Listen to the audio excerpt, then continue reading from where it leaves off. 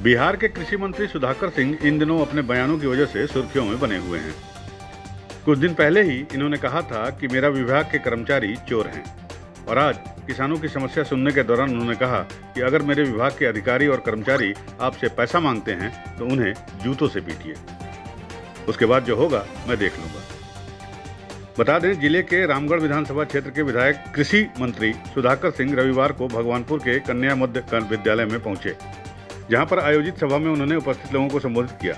मौके पर किसानों ने उन्हें अपनी समस्या से अवगत कराया। इस दौरान किसानों ने मंत्री से कृषि विभाग के अंतर्गत आने वाले विभागों के पदाधिकारी और कर्मियों द्वारा रिश्वत मांगने की शिकायत भी की। इसी पर सुधाकर सिंह ने कहा कि जो भी कृषि विभाग का अधिकारी या कर्मी पैसा मांगता है उसको पकड़कर जूते से पीटिए, उसके बाद जो होगा मैं देख लूंगा। आप खुद सुनिए सुधाकर सिंह के क्या कह रहे हैं। है देश की संस्कृति, कल्पना से परे कोई भी साधु सन्यासी भूखा आदमी आता है गांव में, महीनों महीना रह के खा के जाता है, कोई उसको तकलीफ नहीं। लेकिन क्या कोई गांव का किसान दिल्ली के पटना के गलियारों में चले जाए, उसको एक वक्त की भोजन कराने वाले लोग नहीं मिलते। ऐसे लोग बैठे हैं, लोग निरीह लोग, निर्मम लोग बैठे हैं जो आपके लिए नीतियां बनाते हैं। हम उन लोगों के बीच में बैठ के काम करना पड़ता जिनकी चिंता आपके बारे में नहीं। हमारे कलम और हाथ और जबान लगातार चलते हैं। शिकायतें हैं तो शिकायतों को मैं ठीक करूंगा, लेकिन शिकायतें पुरानी हैं उसको मैं क्या ठीक करूंगा। हमारे कालखंड में अभी एक पेट्रोल पंप वाले का रात को माप तौल वाला जा करके 10 लीटर तेल भरवाया रात को 10 बजे, और जब पैसा मांगा उसका मुनीर तो कहा कि लिखवा लेना मेरे अपने बही खाता में। लग रहा था कि वो अधिकारी का बाप का बही खाता है, उधार लिखवा रहा था। मैंने उसको निलंबित कर दिया है, चला जाएगा यहाँ से 2 दिन के भीतर।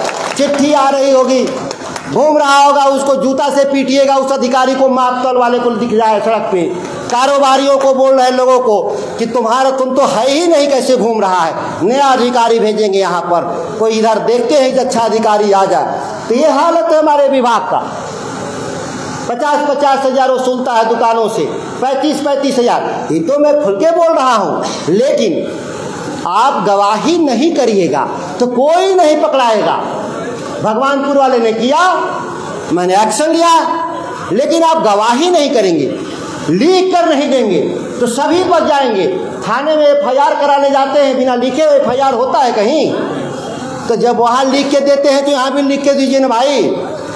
और जो लिख के आया है वो बिजली विभाग का है, नहीं तो सिंचाई विभाग का है। मेरे विभाग का एक हार्वेस्टर का मामला कि पानी में, जिस खेतों में पानी हो, कीचड़ हो, उसमें कैसे हार्वेस्टर जाके कटनी कर दे। सच में एक क्रांतिकारी बदलाव आएगा।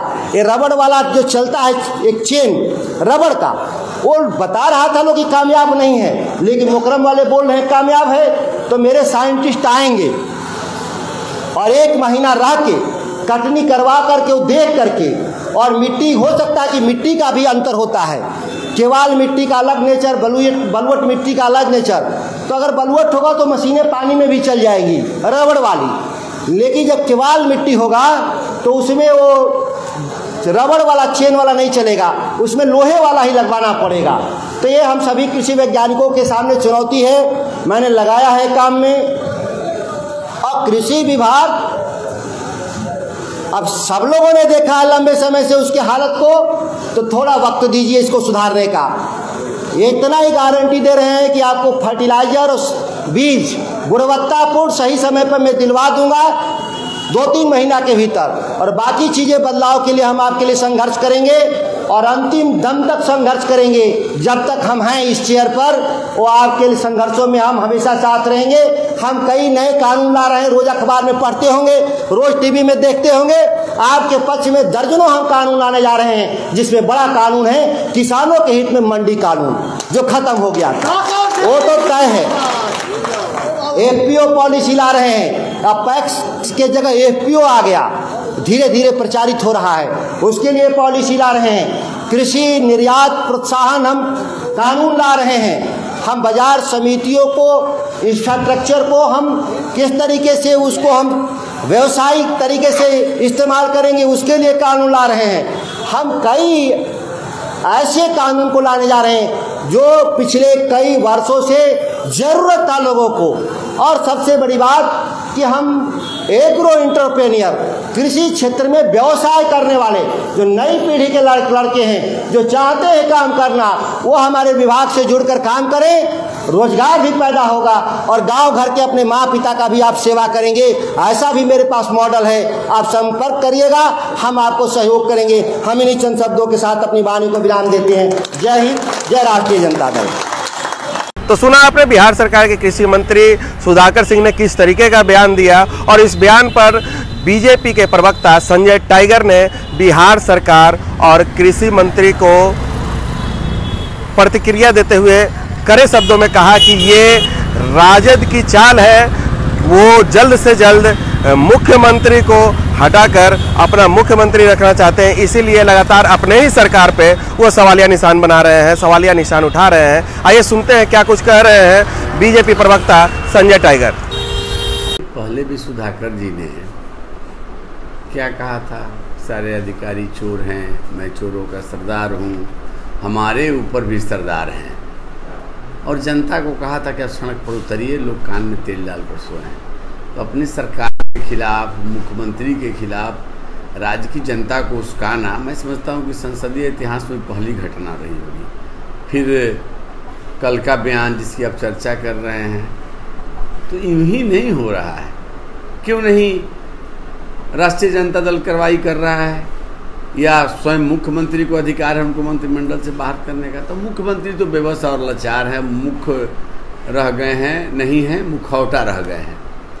इसके पीछे जो राजद की रणनीति है, देखिए राष्ट्रीय जनता दल को पता है कि अब नीतीश जिस तरह ऊंट पहाड़ के नीचे आता है, ये ऊंट पहाड़ के नीचे आ चुका है।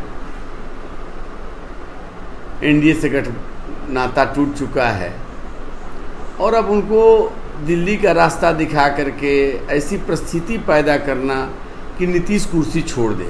शिवानंद जी का यह बयान कि आश्रम में चले जाइए, कुर्सी खाली करिए, तो राष्ट्रीय जनता दल की कोशिश है लालू जी की कि तेजस्वी को जल्दी से जल्दी मुख्यमंत्री बनाया जाए।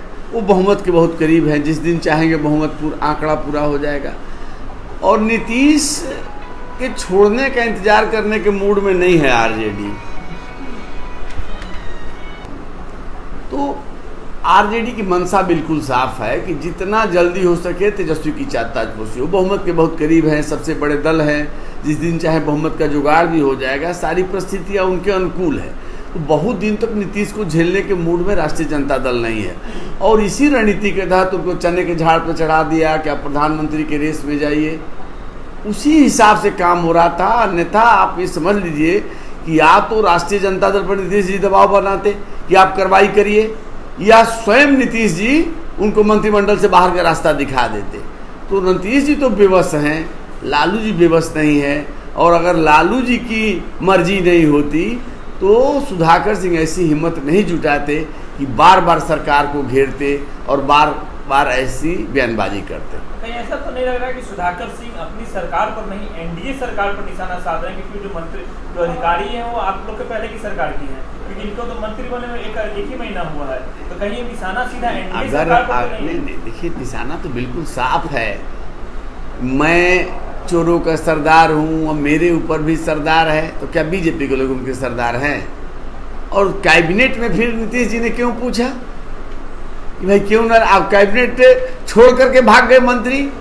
पहली बार हो ऐसा हुआ होगा ना कि कोई मंत्री मुख्यमंत्री के सवाल पूछने पर कैबिनेट छोड़कर बाहर जाता है और मुख्यमंत्री बेबस और लाचार दिखता है।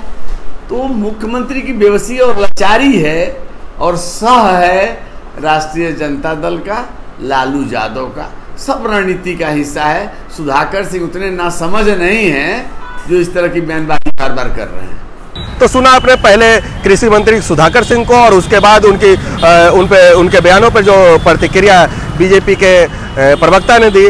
तो किस तरीके से ये लगातार बयानों में बने हुए हैं, और हम देखना आगे ये होगा कि मुख्यमंत्री इन बयानों पर क्या प्रतिक्रिया देते हैं, क्या उनका बयान आता है। बने रहिए हमारे चैनल के साथ, लाइक कीजिए, सब्सक्राइब कीजिए। यूपी न्यूज़ के लिए सूरज कुमार, पटना।